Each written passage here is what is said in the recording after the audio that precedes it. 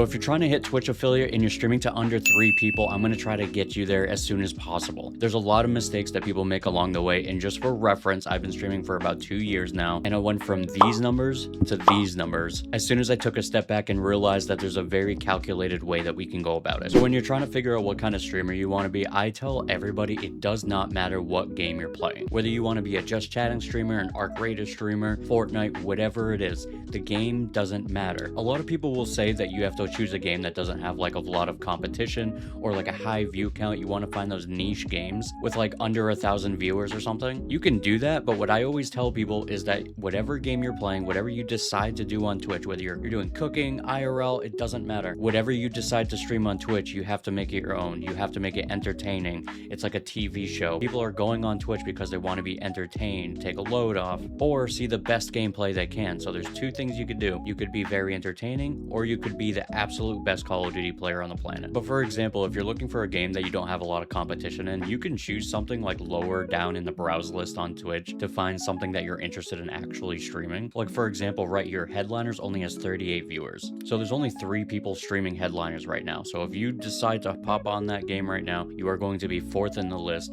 of somebody to watch for the Headliners. The downside of that is that there's only 37 people watching the Headliners. When you're starting out, this is fine because you want to place yourself somewhere that you can easily be seen. Because if you're playing stuff like Call of Duty, Arc Raiders, the top games in the world right now, nobody's going to find you through the actual category. The low viewed categories are specifically for people that are going to have low viewers anyway. And that's just the reality of it. However, if you do decide to play these big games that everybody's playing, again, I always say it doesn't matter what game you play, you just have to make it exciting or have some really interesting clips that you're going to post online. But the next thing I'll say is make sure your title and go live notifications stand out over others. And what I mean by that, if somebody does decide to go through the browse channels, which I have been found through before, so it does happen. If you have titles just like stream or arc rating, arc over marathon, these aren't exactly titles that's going to entice me to want to click on your stream. But if we're looking at what the top people in the category are doing for their titles, you can see how they're very specifically laid out. So you have drops on #1 solo versus squad POV, trios with subs, 36-hour non-stop charity stream. So you can see like the top categories in Arc Raiders, their stream titles by themselves are going to interest me into clicking into them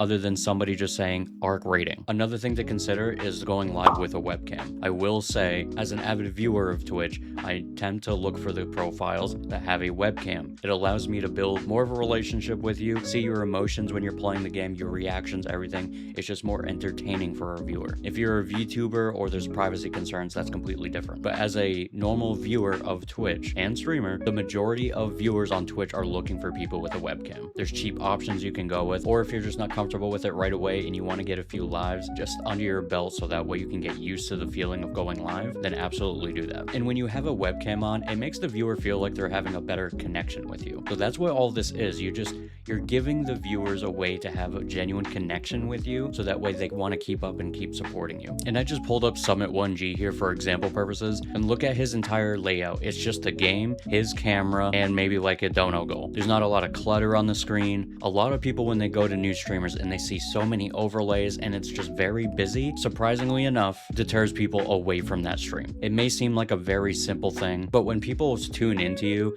and your camera is maybe too small and there's so many flashy things and bright lights on the screen, sometimes people see that and it's just too much. They can't keep up. They don't know what's happening. They just leave. So in my opinion, just try to keep things simple. Get your camera, maybe a few goals on the screen, the game, so it takes up the entire canvas. It's going to give the viewer the best viewing experience. Also, one of your biggest things that you should be focusing on when you're first starting out with streaming is not streaming too much. I know it's very easy to hop online, and if you're just playing Fortnite or Arc Raiders or just something, it's very easy for you to stream like for 5-6 hours. You get lost in the game or like what's happening. What you really should be focusing on is just getting a few streams in a week, maybe 2 hours max. Go in with a plan so that way you're clipping out as much as possible of those streams. So what really started to help me to get to the next level is every time I went live, I would have some sort of game plan to say, all right, I need to get at least 3 clips to post for the rest of the week. So within the game, I knew I had to pull off something out of just playing the game normally. I had to set something up. I had to force an interaction or force some sort of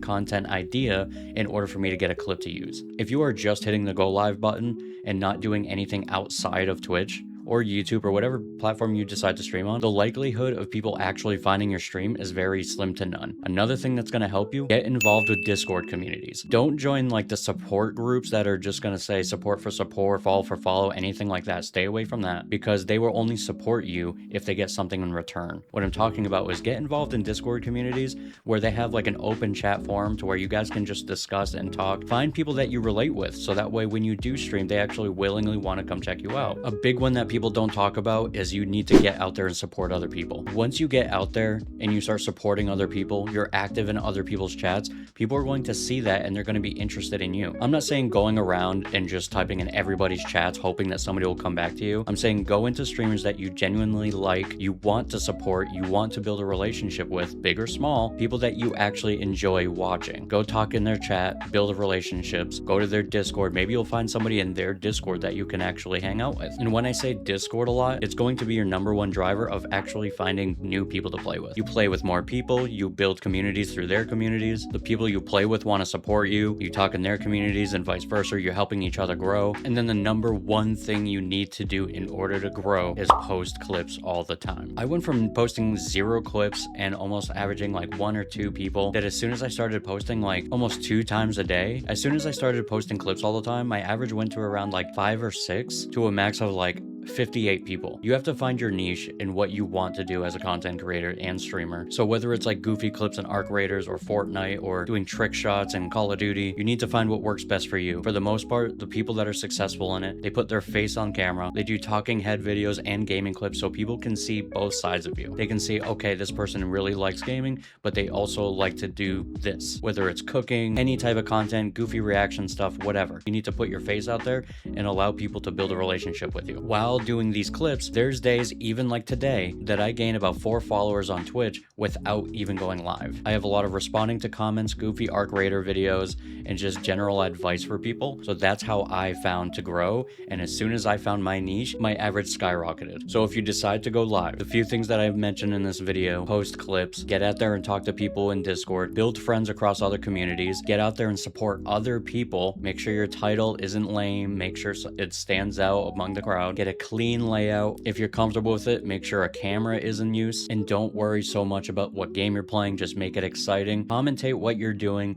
make sure there's no gaps. You should be able to click on your VOD at any given point and know that you're talking within a certain amount of time. The more dead space there is, the more people are going to click into your stream and click right out of it because nothing's happening. I'm going to start doing a lot more videos like this to try to help people out and give you the knowledge that I've learned so far over the past few years. So if you have any specific questions, comment it down below or come by the stream. We do workshops every Tuesday and Thursday, and I'll do my best, and my community will help you too.